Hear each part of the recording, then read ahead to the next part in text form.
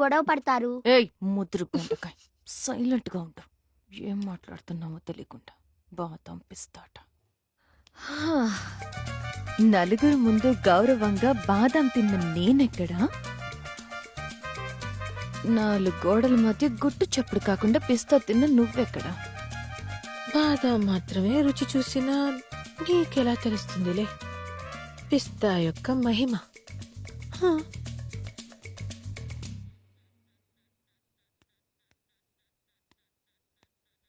ఆ ర్యాంపు రాని చెప్తా.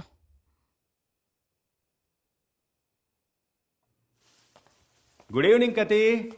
గుడ్ ఈవినింగ్ కణమణి. ఎందుకు దాన్ని పెళ్లి చేసుకున్నావు? వాట్? ఎందుకు దాంతో పడుకున్నావు? హూ? ఎందుకు దాన్ని పెళ్లి చేసుకున్నావు? ఎందుకు దాంతో ఏమండి నేనేం చేశానండి?